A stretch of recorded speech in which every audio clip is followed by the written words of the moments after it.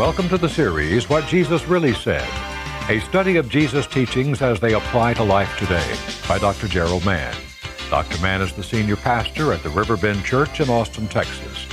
Let's join Dr. Mann for more of What Jesus Really Said.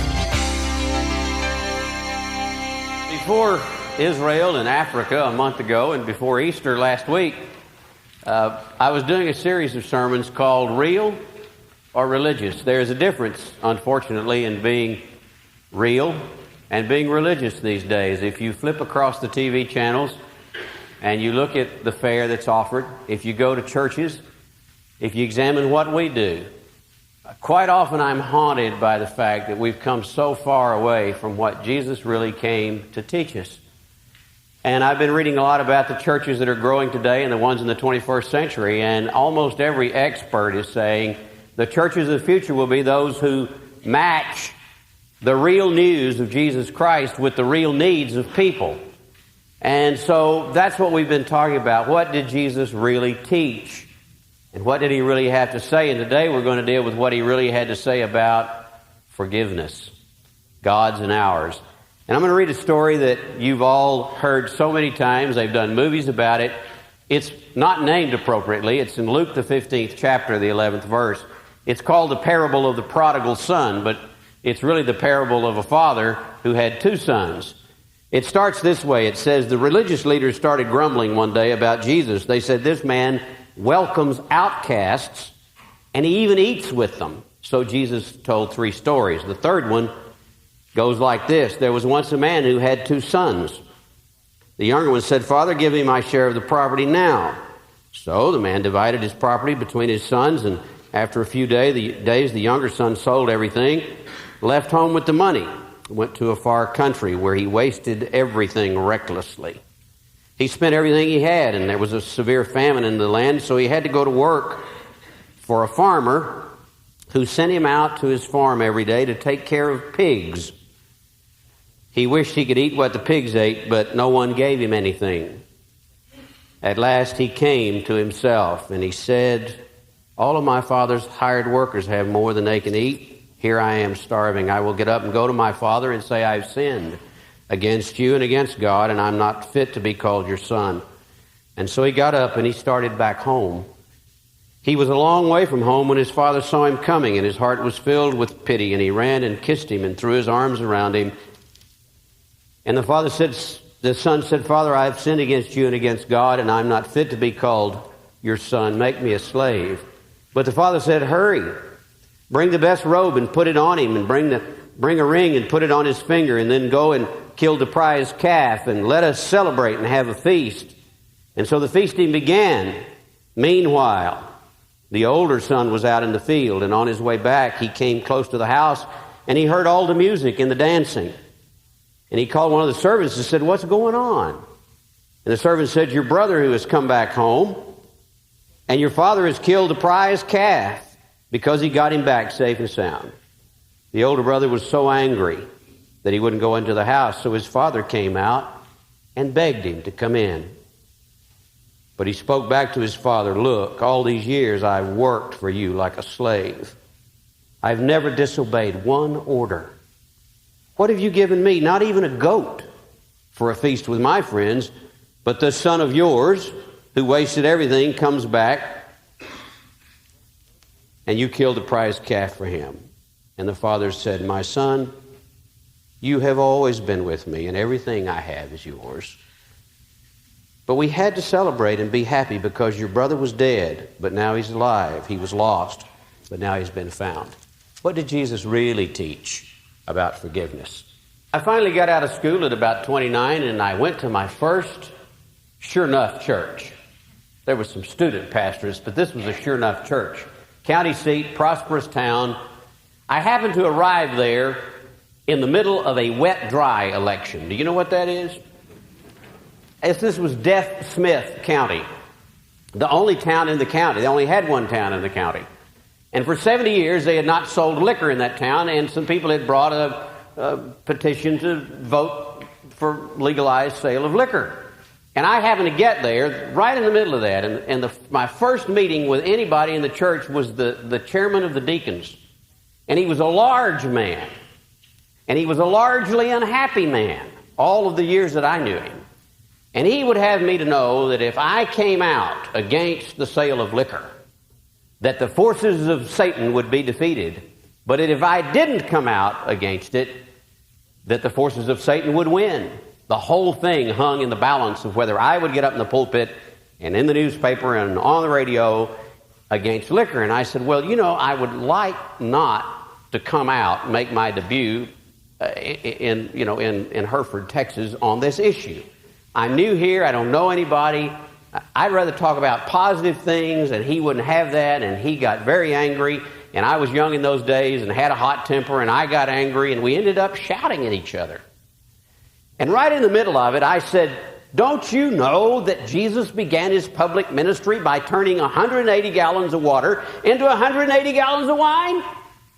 And he shouted back, yeah, I know it, and it's the most unchristian thing he ever done. Well, in a little bit he realized what he had said. He started trying to cover up, but these years later, I can identify with that brother. There's some things I wish Jesus would have left alone. There's some things in the Bible I wish he just hadn't talked about. And one of the one that probably bothers me the most is forgiveness. In this whole series, I've dreaded preaching on this one more than anything else, because I don't like what Jesus said about forgiveness. And I have a sneaking suspicion that in your deepest heart you don't either. What did Jesus really teach about forgiveness in 18 minutes? I want to say two things. He taught, first of all, that feeling forgiveness is the most important ingredient of real religion. Now, we preachers are always using superlatives, the most this, the greatest this, the best that. I'm going to use the superlative. Feeling forgiveness, what we call realized or felt forgiveness, where you inside, down here in the boiler works where it counts, not up here in the head, but down here in the boiler room, know that God has forgiven you and removed your past and wiped it clean, and you can start all over again, and you can go out to the curb and dump your garbage and throw it away and not carry it back in the house with you. That's felt forgiveness. That is the most important ingredient of Jesus' religion. Over and over again, he taught that forgiven people are more powerful than driven people. Now, the folks of his day didn't like that. They thought the most important ingredient of real religion was obedience. To believe properly and to behave properly. Believe and behave and you'll get God to love you. And that's the whole point of that story of the two sons. The elder son had religion based on obedience. Listen to what he says to the father. All of my life, I've done everything you ever told me to do. I never broke one rule. Did I get a prize calf? I didn't even get a goat, he says. See, what he didn't understand was that if you want to have a party with the Father, you can't get to the party by just believing properly and behaving properly. You have to do what the young son did. You have to come to your senses, come clean with yourself, and come home to the Father and confess. And I don't like that.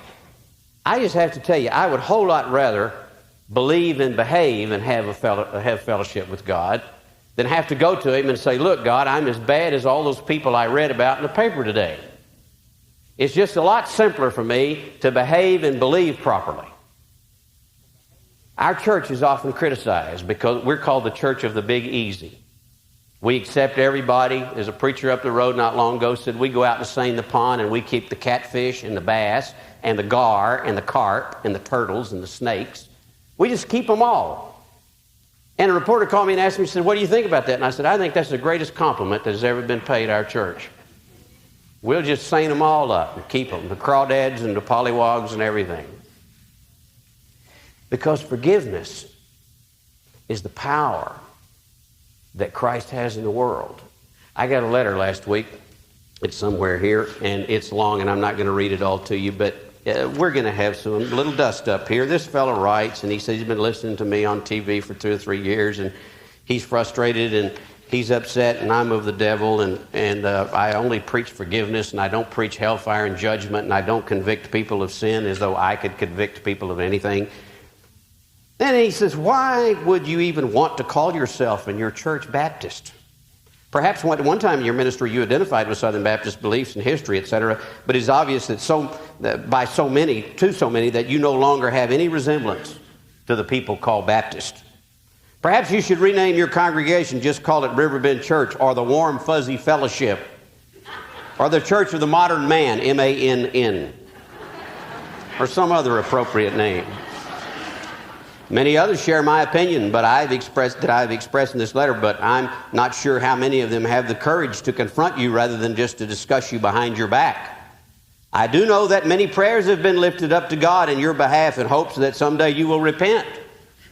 Well, they need to practice, and I sure need the prayers.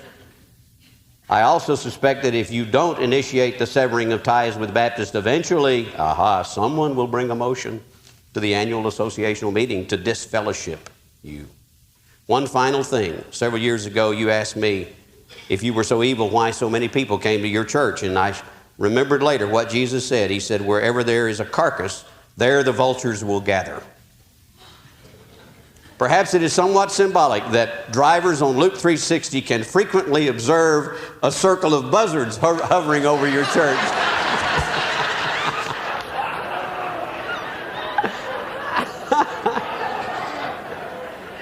We've designed everything to keep people like him away from us. Seriously. You give me forgiven people any day over driven people. People who are forgiven do things that they would never have been able to do otherwise. I've told this story a couple of times before, but Dr. Newport's here this morning. I want to tell it again. My first semester at seminary, our daughter was deaf and we had to live in Houston, and I made 4 round trips a week back and forth to Houston on the airplane to pastor a church full time and take a full load at school. And I learned to sleep on 4 hours a night. And my first semester, I had a New Testament course under Hubert Drumright, Dr. Drumright, who is now dead. Didn't know me from Adam. I was just a little peanut in Yankee Stadium. And I had a term paper on the authorship to the letter of Hebrews, who really wrote it. And it was my term paper, and as the paper came due, I remembered it the last day, in one day I had the paper due. Well, the 2 nights I stayed up at school, I roomed with a guy who was in doctoral school. So I said he was majoring in New Testament, to my good fortune. I said to him, do you have any papers on the authorship of the letter to the Hebrews? He said, yeah, there's a guy in our seminar did a great paper on that. I said, do you mind if I look at it? I'm looking for some resource material. He said, no, it's right here. And he showed it to me, and I took it. Man, it was typed and with an IBM Selectric. It was annotated, footnotes, everything. And I thought, man, I can summarize this. And I've just got a day, and the night drew on, and it got later and later. So I went and found an IBM Selectric. I took the front page off and put my name and a title on there and stapled it together and handed it in. A week later, Dr. Drumright gave it back to me. It had A+ on it. And then in parentheses it said, C note inside. So I flipped it over. True story, not a preacher story, true. He said, when I wrote this paper 15 years ago, I got a C on it. But I always thought it was an A+ paper, so I'm going to give you an A+. And then he said, see me at your convenience. Well, you have to understand, those were grounds for dismissal. That was outright cheating. That's no different than walking in a store and stealing. I mean, it was just, that's what it was. So I went in there with, my tail dragging, and I introduced myself, and he said, I was trying to match your name with your face. Now I know who you are. He got up and closed the door. He said, tell me something about yourself. And I told him about my traveling back and forth with my deaf daughter and all that. And as I began to tell him my story, he began to tear up. Finally, he got up and walked around his desk, and he put his arm around me. He said, look, you don't have to cheat. He said, I can tell from talking to you that you have a good mind, and I know the burden that you're under. Next time, if you can't get your paper in on time, just come and talk to me about it. You don't have to cheat. I said, well, what about my grade? he said, an A plus is an A plus. And he put his arm around me, and he said, why don't we let this be our secret? Now get out of here. In 3 years, I made 2 B's at seminary. I think one was under you, Dr. Newport. And it was an unfair grade. I just want to tell you that. And the rest were A's, and I never cheated again. I believe that the power of forgiveness is stronger than the power of drivenness. And that was the center of Jesus' religion. To feel his forgiveness is the most important ingredient in life. The second thing he taught was that giving forgiveness is the most important result of real religion. Feeling it's the most important ingredient, giving it to others is the most important result. What makes Christianity different than any other religion? It's not ethics. There are great ethics in all religions. It is not great philosophical truth. There is philosophical truth in all. Listen to Joseph Campbell's whole series on myth, and you see how the recurring great themes of religion just are in all the world's major faiths. What makes Jesus' religion radical is that he told us to forgive as we have been forgiven, not to return a hit for a hit. That's what made it radical. And he went on to say over and over, God will forgive you in proportion as you forgive others. God can't forgive you if you can't forgive. Now, I wish he hadn't said that, because I like to say I believe in God, but I don't like to forgive. Some people are hysterical when they're hurt. I like to be historical. I like to remember it forever and ever and ever. But he said, if you don't forgive, I can't forgive. It's the law of proportionate return. And when he sent his disciples out, he said, be agents of forgiveness. There are plenty of preachers that'll take rules to the world and sermons to the world, but I want you to take forgiveness to the world. Be agents of forgiveness.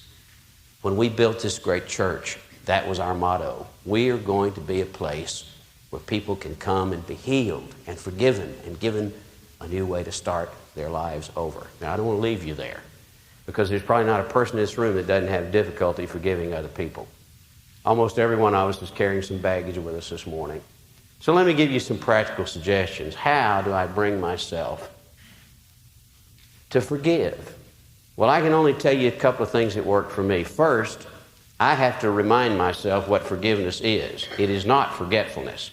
Whoever said forgive and forget should be forgiven and forgotten, because those two words don't go together. When somebody hurts me deeply, I'll never forget it.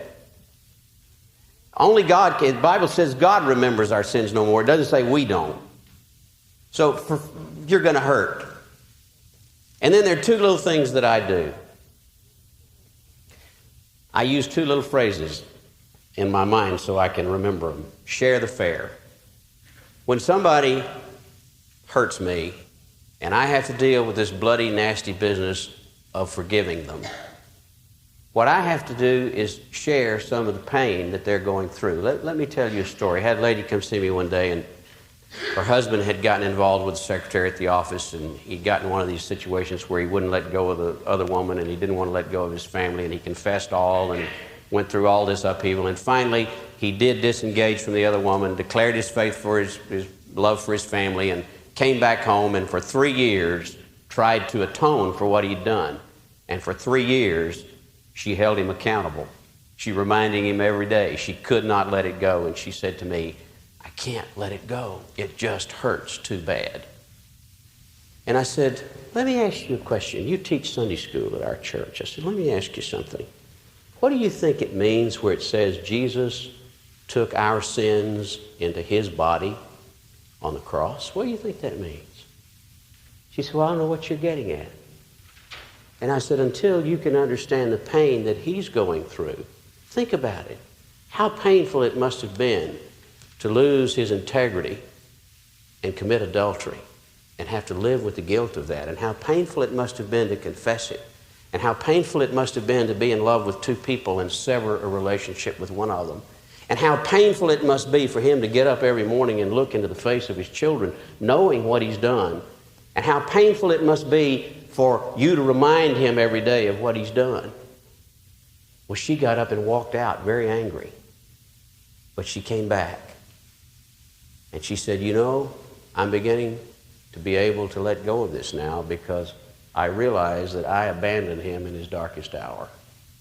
You see, until she shared the fare, share the fare is what I call it.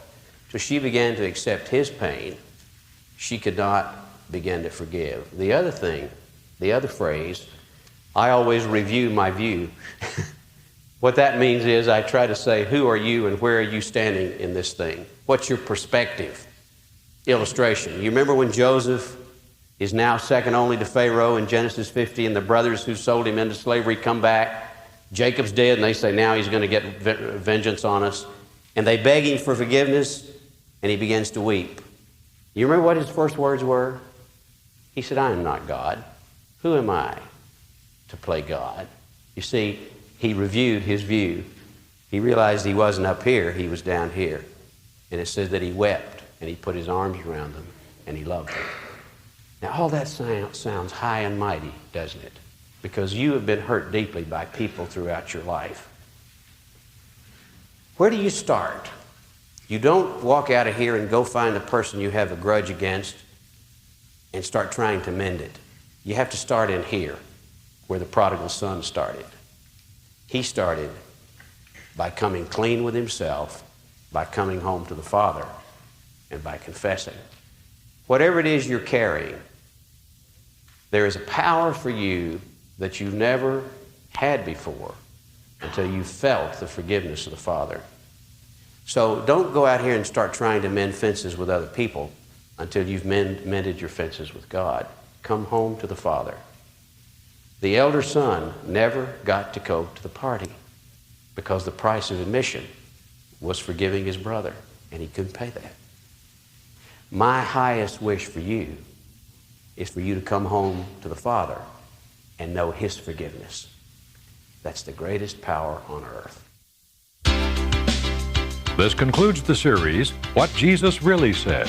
For information on other audio tapes or books by Dr. Gerald Mann, please call 1-800-388-9500 or write to Gerald Mann Ministries, Post Office Box 160-100, Austin, Texas 78716.